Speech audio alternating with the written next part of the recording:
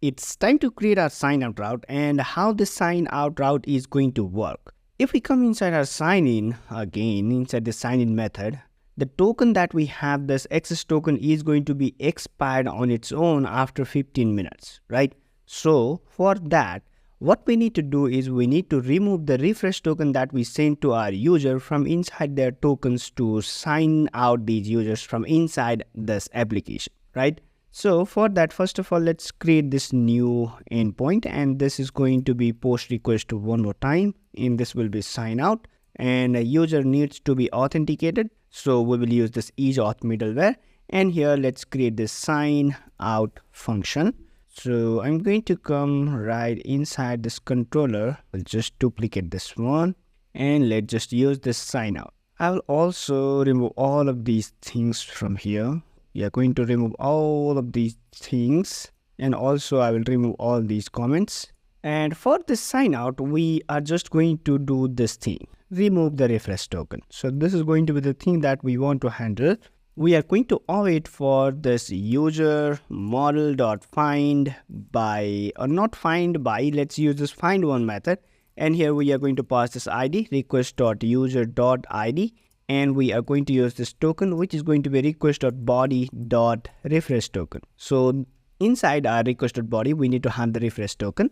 So this needs to be tokens, right? Not tokens. So after that, let's just store its value inside this user.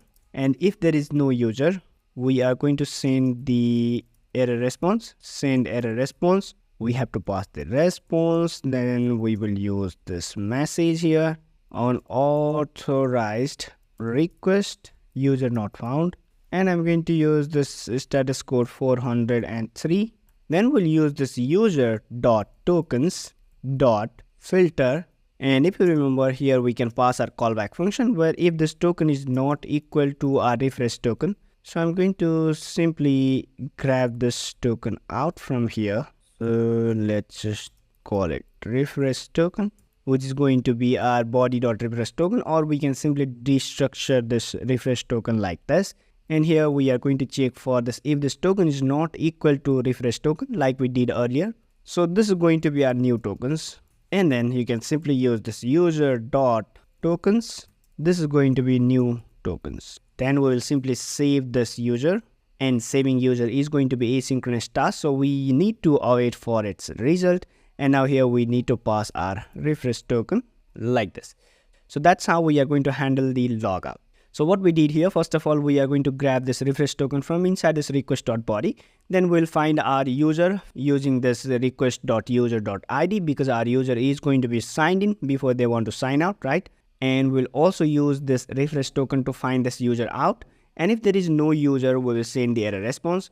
Otherwise, we'll simply filter out all the tokens. We will remove this refresh token from inside our tokens. Then we will update this token with the new tokens. And then we'll simply save our user. After that, I'm going to just use this raise.send method. I'm not going to send anything. I'll just send the response back because we need to send response back. But once our user is going to be logged out, I'm just going to use this raise.send. Let's come inside our route and import our sign out method. Save this file, and let's see if we can sign out from inside this application. First of all, I'm going to sign in. So here I have this email password, and route is going to be sign in, send the request. And first of all, we need to have the access token, which I'm going to add inside my header. And let's just change this to sign out, and method type is going to be post.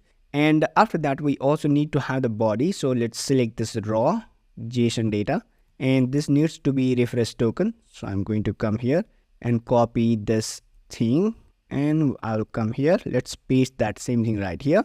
And this is going to be refresh token. And let's just send this request. And we got this message unauthorized request user not found. Let's see why we got this. And reason is pretty simple here. I'm using this ID. This needs to be underscore ID, right?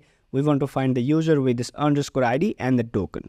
Let's save this file. And now if we send the request one more time, and we got the response back. This time we are not sending any JSON response, so you will just get this kind of a response back. Now if we come inside our database, here we have already this token. Now if I refresh this, then this token is going to be empty.